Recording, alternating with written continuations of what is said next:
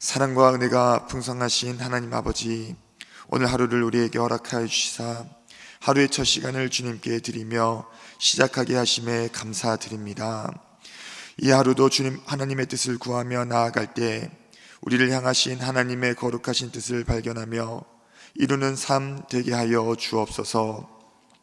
메마르고 갈급한 심령마다 영원히 목마르지 않는 생수로 채워주시고 우리의 영혼이 주님 안에서 참된 만족을 누리는 이 시간이 되게 하여 주옵소서.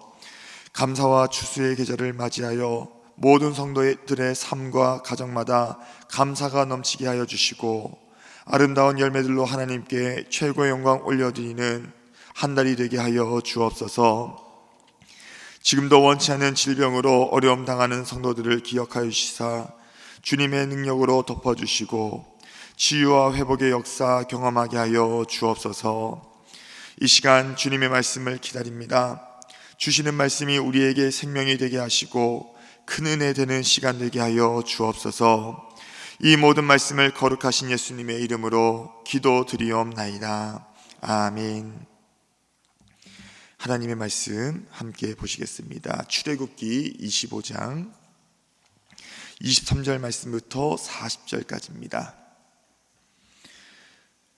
출애굽기 25장 23절 말씀부터 40절 말씀까지 교독하도록 하겠습니다. 너는 초각목으로 상을 만들되 길이는 2규빗, 너비는 1규빗, 높이는 1규빗 반이 되게 하고 순금으로 싸고 주위에 금테를 두르고 그 주위에 손바닥 넓이만한 턱을 만들고 그 턱 주위에 금으로 테를 만들고 그것을 위하여 금고리 넷을 만들어 그 네 발 위 네 모퉁이에 달되 턱 곁에 붙이라. 이는 상을 맬 채를 꿰을 곳이며 또 조각목으로 그 채를 만들고 금으로 싸라. 상을 이것으로 맬 것이니라. 너는 대접과 숟가락과 병과 붓는 잔을 만들되 순금으로 만들며 상 위에 진선병을 두어 항상 내 앞에 두게 할지니라. 너는 순금으로 등잔대를 처음 만들되 그 밑판과 줄기와 잔과 꽃받침과 꽃을 한 덩이로 연결하고 가지 6을 등잔대 곁에서 나오게 하되 다른 3가지는 이쪽으로 나오고 다른 3가지는 저쪽으로 나오게 하며 이쪽 가지에 살구꽃 형상의 잔색과 꽃받침과 꽃이 있게 하고 저쪽 가지에도 살구꽃 형상의 잔색과 꽃받침과 꽃이 있게 하여 등잔대에서 나온 가지 6을 갖게 할지며 줄기에는 살구꽃 형상의 잔넥과 꽃받침과 꽃이 있게 하고 등잔대에서 나온 가지 6을 위하여 꽃받침이 있게 하되 2가지 아래에 한 꽃받침이 있어 줄기와 연결하며 또 2가지 아래에 한 꽃받침이 있어 줄기와 연결하며 또 2가지 아래에 한 꽃받침이 있어 줄기와 연결하게 하고 그 꽃받침과 가지를 줄기와 연결하여 전부를 순금으로 만들고 등잔 7을 만들어 그 위에 두어 앞을 비추게 하며 그 불집게와 불똥그릇도 순금으로 만들지니 등잔대와 이 모든 기구를 순금 한 달란트로 만들되 너는 산과 이 산에서 내게 보인 양식대로 할지니라. 아멘. 할렐루야. 오늘 이렇게 추운 날씨에도 하나님의 은혜를 사모함으로 나오신 모든 심령들마다 하나님께서 은혜 주시고 오늘도 풍성한 은혜 베풀어 주실 줄 믿습니다.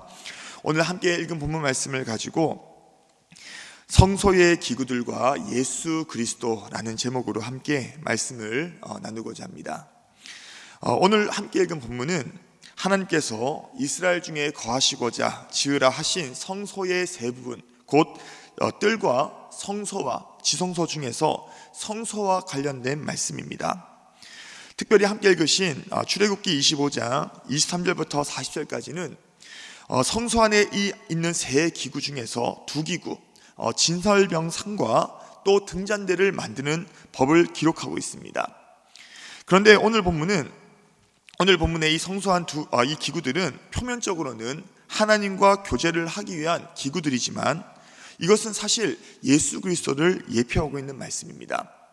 여기서 예표라는 것은 앞으로 일어날 일을 미리 보여주는 것을 말하고 있죠. 특별히 이 성막과 기구들은 하나하나 살펴볼 때에 예수 그리스도와 또 그 사역들을 예표적으로 보여주고 있는 말씀입니다. 히브리서 9장 9절 말씀을 보시면 이 장막은 현재까지의 비유니라고 말씀하고 있습니다. 히브리서 기자는 장막, 곧 성막을 일컬어서 현재까지의 비유다, 장차 있게 될 비유의 말씀에 불과하다, 다른 말로 예표다라고 말씀하고 있습니다. 즉 구약의 성막과 기구들은 표면적으로는 하나님과 교제를 위한 것이지만 이것은 하나의 비유고 또 예표로서 결국에는 예수 그리스도를 상징하고 있다는 것이죠. 요한복음 5장 39절에서도 너희가 성경에서 영생을 얻는 줄 생각하고 성경을 연구하거니와 이 성경이 곧 내게 대하여 증언하는 것이라 라고 말씀합니다. 예수님께서도 뭐라 말씀하고 계십니까? 너희가 성경에서 영생을 얻는 줄 생각하고 성경을 연구하거니와 이 성경이 곧 내게 대하여 증언하는 것이다 라고 말씀하고 있죠. 여기서 예수님께서 말씀하신 성경은 무엇입니까? 바로 율법이고 구약 성경 아니겠습니까? 즉 이 구약 성경이 곧 누구를 증언하고 있느냐? 바로 예수 그리스도를 증언하고 있다는 거예요. 이처럼 구약 성경, 특별히 성막과 기구들은 표면적으로는 성막이고 또 그 성막 안에 사용되는 기구들이지만 오늘 이 모두는 무엇을 얘기하고 있냐면 바로 예수 그리스도를 예표하고 있다는 것입니다. 이런 관점에서 볼 때에 오늘 본문에 기록된 성소 안의 기구들 또한 예수 그리스도와 또 그분이 이루실 사역을 예표하고 있는 말씀인 것이죠. 그러니까 오늘 본문을 읽으면서 우리는 표면적으로는 성소한 기구들을 우리는 읽고 있지만 오늘 그거 모든 것은 예수 그리스도와 그분의 사역을 우리는 발견할 수 있게 되는 것입니다. 그렇다면 오늘 본문에 기록된 성소 안의 기구들, 곧 진설병상과 등잔대에 예표된 예수 그리스도와 또 그분의 사역들은 무엇이 있을까요? 오늘 함께 읽은 출애굽기 25장 23절 말씀 보시면 너는 조각목으로 상을 만들되 길이는 2규빗, 너비는 1규빗, 높이는 1규빗 반이 되게 하고 라고 말씀합니다. 하나님께서는 모세에게 진설병을 놓을 상을 만들되 길이는 2규빗, 너비는 1규빗, 높이는 1규빗 반이 되게 하라고 말씀하십니다. 그런데 하나님께서는 진설병을 놓을 상, 다른 말로 진설병상을 만들되 그 재료를 무엇으로 만들라고 하냐면 바로 조각목으로 만들라라고 말씀하고 있습니다. 여기서 이 조각목이라는 것은 사막에서 자라는 아카시아 나무를 이야기합니다. 오늘 이것은 나무 중에서도 가장 볼품없는 나무를 이야기하고 있는 것이죠. 하나님께서는 거룩한 성소 안에 둘 진설병상을 만들 때 백향목과 같이 정말로 아름답고 이 귀한 재료를 가지고 만드는 것이 아니라 가장 볼품없는 나무, 가장 어떻게 보면 볼품없는 나무인 조각목으로 만들라라고 말씀하고 계시죠. 그런데 여기서 가장 볼품없는 나무인 조각목은 무엇을 예표하고 있냐면 바로 이 땅에 육신을 입고 오실 예수 그리스도의 인성을 예표하고 있는 것입니다. 즉 예수님께서는 이 땅에 오시되 사람들의 시선에서 볼 때는 그분은 백향목과 같이 아름답고 존귀하고 볼품 있는 모습으로 오시는 것이 아니라 조각목과 같이 가장 볼품없는 모습, 어떻게 보면 사람들이 볼 때에 전혀 흠모할 만한 모습이 없는 모습으로 예수님은 이 땅에 육신을 입고 오실 것을 바로 예표하고 있는 것이죠. 이렇게 예수님께서 가장 볼품없고 사람들이 흠모할 만한 모습이 전혀 없는 것으로 오실 것을 이사야 선지자는 예수님께서 이 땅에 오시기 700년 전에 다음과 같이 이미 예언하고 있습니다. 이사야 53장 2절 말씀 보시면 그는 주 앞에서 자라나기를 연한 순 같고 마른 땅에서 나온 뿌리 같아서 고운 모양도 없고 풍채도 없은즉 우리가 보기에 흠모할 만한 아름다운 것이 없도다. 이사야 53장은요 소위 메시아장으로 불리는 말씀 아니겠습니까? 이 땅에 오실 예수 그리스도와 그분이 이루실 사역을 이사야 선지자는요 700년 전에 미리 예언하고 있습니다. 이 말씀처럼 예수님께서는요 고운 모양도 없고요 또 풍채도 없습니다. 우리가 볼 때에 흠모할 만한 아름다운 모습이 없는 그런 모습으로 예수님은 이 땅에 오셨다는 거예요. 오늘 그래서 오늘 이처럼 이 진설명상을 만들 재료, 다른 것도 아니라 이 조각목은요, 이 땅에 볼품없는 모습으로 오실 예수 그리스도의 인성을 예표하고 있는 것이 바로 우리는 이 진설명상의 재료인 조각목을 통해서 알 수 있다는 것이죠. 그런데 하나님께서는 이 진설명상을 만들 때 조각목으로만 만들라고 하지 않으셨습니다. 오늘 그것을 무엇으로 싸라고 말씀하고 있냐면 바로 순금으로 싸라라고 말씀하고 있죠. 오늘 본문 24절 말씀 보시면 순금으로 싸고 주위에 금태를 두르고 라고 말씀합니다. 앞서 이 진설명상을 가장 볼품없는 나무인 조각목으로 만들라 하신 하나님께서는 거기에다가 이 상에다가 순금으로 싸라라고 말씀하고 계시죠. 여기서 이 순금이라는 것은 거룩함과 또 순수함을 상징하고 있습니다. 이것은 뭘 얘기하고 있냐면 바로 예수 그리스도의 신성을 예표하고 있는 것이죠. 그러니까 오늘 이 조각목에다가 금으로 싼 진설명상은 예수 그리스도께서 이 땅에 오시되 인성과 그리고 신성을 모두 가지신 분이심을 바로 성경은 예표하고 있는 것입니다. 그렇기 때문에 이 땅에 오신 예수 그리스도는요, 완전한 인성과 또 완전한 신성을 가지신 오늘 완전한 사람이신 동시에 바로 완전하신 하나님이심을 말씀하고 있는 것이죠. 그런데 하나님께서는 이렇게 조각목에다가 순금을 싸서 만든 이 상 위에다가 진설병을 항상 내 앞에 있게 하라라고 말씀하고 계십니다. 오늘 본문 30절 말씀을 함께 보시면 상 위에 진설병을 두어 항상 내 앞에 있게 할지니라 말씀합니다. 여기서 이 진설병이라는 것은 얼굴의 떡이라는 의미인데 다른 말로 얘기하면 하나님의 면전에 드리는 떡을 말하고 있습니다. 그런데 이 진설병은요, 이 두 줄로 6개씩 두 줄로 이렇게 쌓아서 총 12개를 두는 것이 바로 이 하나님께서 세우신 규례입니다.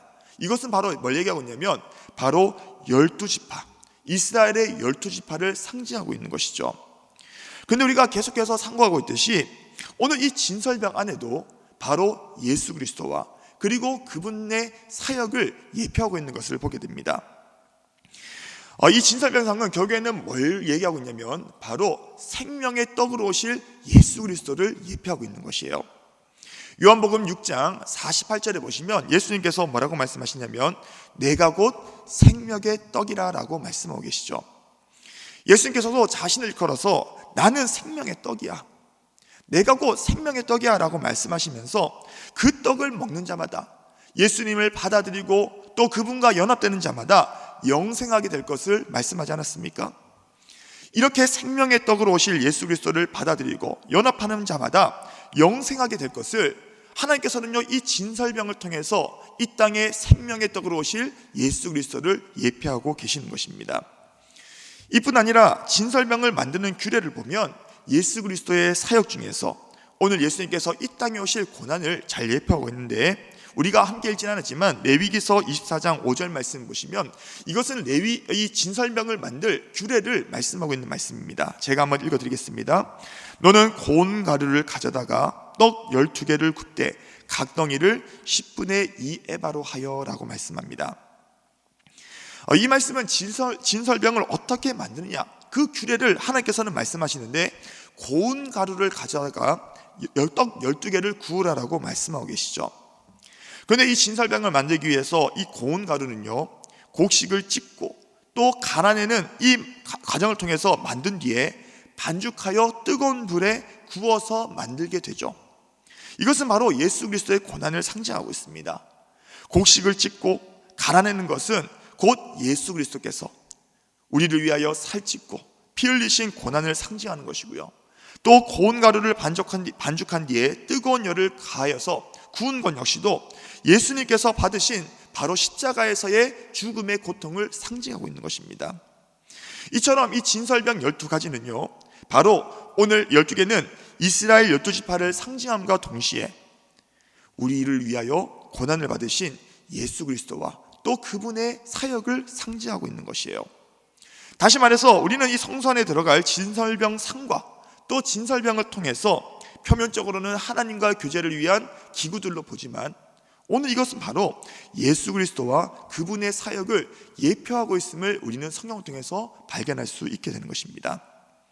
그렇다면 우리가 함께 읽은 본문 안에서 또 다른 이 성전 안의 기구인, 성소 안의 기구인 바로 등잔대에는 무엇이 예표되어 있을까요?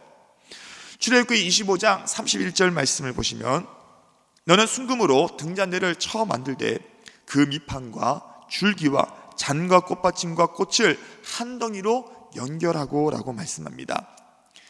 앞서 조각목에다가 순금을 싸서 상을 만들라 하신 하나님께서는 뒤이어 순금으로 등잔대를 쳐서 만들라라고 말씀하고 계시죠. 이 등잔대는 가운데를 하나로 중심을 해서 양쪽에 3줄기씩 나와 있고, 줄기마다 살구꽃 형상의 잔과 꽃받침과 꽃이 달려있는 것이 바로 이 등잔대입니다. 하나님께서는 금 한 달란트를 가지고 등잔대와 또 불집게와 불똥 그릇을 만들라라고 말씀하시는데, 특별히 31절에서 보시면 이것을 어떻게 만드느냐, 바로 쳐서 만들라라고 말씀하고 있습니다. 여기서 이 쳐서 만들다라는 것은 곧 망치로 오늘 이 금을 두들겨서 만들다라는 것을 말하고 있죠. 다른 말로 말하면요, 순금을 망치로 두들겨서 모양을 낼 것을 하나님을 말씀하고 계시는 것입니다. 그런데 이 순금을 쳐서 등잔대를 만드는 것 역시도 오늘 예수 그리스도의 사역을 예표하고 있습니다. 딱딱한 망치로 순금을 내려쳐서 그 등잔대를 만들듯이 예수님께서도 망치질로 십자가에서 손과 발을 못 박히실 것을 상징하고 있는 것이죠. 이뿐 아니라 등잔대는요, 예수 그리스도를 예표로 드러나고 있는데, 특별히 세상의 빛으로 오신 바로 예수 그리스도를 예표하고 있습니다. 오늘 본문 37절 말씀을 함께 보시면, 등잔 7을 만들어 그 위에 두어 등 앞을 비추게 하며라고 말씀하고 있죠. 하나님께서는 순금을 쳐서 등잔대를 만들 때 등잔 7을 만들어서 앞을 비추게 하라, 다른 말로 빛을 발하게 하라라고 말씀하고 있습니다. 우리가 이제 나중에 이 말씀을 살펴보면서 아시겠지만, 성막은요, 덮개가 4겹으로 되어 있습니다. 그래서 바깥에서 안으로 들어오는 빛은요, 어떠한 빛도 그 성막 안에는요 들어올 수가 없게 되는 거예요. 이러한 성막에서 등잔대는 그 어떠한 빛도 들어오지 않는 성막 안을 밝혀주는 유일한 도구고, 또 성막의 일을 감당하기 위해서는 반드시 필수적으로 있어야 되는 것이 바로 이 등잔대인 것을 우리는 알 수가 있죠. 만약 이 빛을 발하는 등잔대가 없다고 한다면 그 안에서 일을 감당해야 되는 제사장들은요, 하나님의 일을 감당할 수도 없고 하나님과 교제할 수도 없게 되는 것입니다. 이는 곧 이 땅의 세상의 빛으로 오신 예수님만이 하나님의 일을 감당케 하시고 또 하나님과 교제가 가능하도록 하시는 분이심을 말씀하고 있는 것입니다.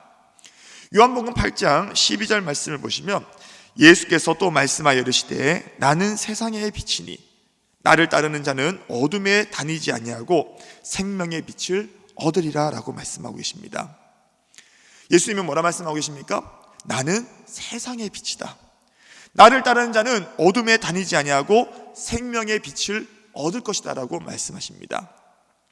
즉 예수님만이 바로 어둠 가운데 있는 인생을 구원할 자시고 또 생명의 빛을 얻게 하실 유일하실 분임을 바로 말씀하고 계시는 것이죠.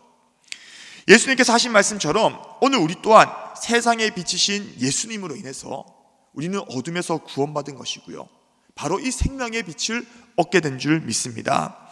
그리고 그 예수님으로 말미암아 우리는 날마다 하나님과 교제가 끊어지지 않는 거예요. 우리가 하나님의 일을 감당할 때마다 우리는 예수님 때문에, 예수님으로 인하여서 우리는 하나님의 일을 감당할 수 있게 된다는 것입니다. 말씀을 정리하겠습니다. 오늘 우리는 이 짧은 시간이지만 오늘 이 진설병 상과 진설병 그리고 이 등잔대를 통해서 오늘 그 안에 예표된 예수 그리스도 그리고 그분의 사역을 우리는 함께 살펴봤습니다. 조각목 같은 인성과 또 순금 같은 신성으로 오신 예수님께서 오늘 저와 여러분들의 죄를 담당하시사 십자가에서 죽으신 그 은혜로 말미암아 우리는 구원을 받았고요, 오늘 그 예수님으로 말미암아 지금도 하나님과 교제하게 되고, 오늘 그 예수님으로 말미암아 오늘 부족하지만 오늘 주님의 몸된 교회 가운데 많은 하나님의 일을 감당할 수 있게 하신 그분의 그 십자가의 은혜, 오늘 그 은혜를 기억하시면서 오늘 감사함으로 살아가시는 오늘 이 하루가 되시기를 주님의 이름으로 축복합니다. 나아가서 빛 대신 예수 그리스도 안에 있어서 날마다 어둠 안에 있지 아니하고 오늘 빛 가운데 걸어가는 이 하루, 날마다 우리의 삶이 될 수 있기를 마지막으로 주님의 이름으로 축복합니다. 이제 주신 말씀을 기억하시면서 우리 개인 기도 시간에 들어가도록 하겠습니다. 이 땅에 완전한 사람이고 또 완전한 하나님으로 오신 예수 그리스도께서 당하신 고난과 또 십자가로 인하여 구원받은 그 은혜에 감사하는 이 하루가 되게 하여 주시고, 세상의 빛으로 오신 예수님으로 말미암아 어둠에서 벗어나 빛 가운데 걸어가게 하신 오늘로 그 은혜에 감사하며 날마다 그분의 빛 가운데 거하는 인생들 되게 달라고, 오직 예수님만이 하나님의 일을 감당하게 하시는 분이시오, 하나님과 교제하게 하시는 분이심을 기억하면서 날마다 예수 그리스도만 의지하며 우리가 일하고 또 교제하며 살아가는 인생들 되게 달라고 기도해 주시기 바랍니다.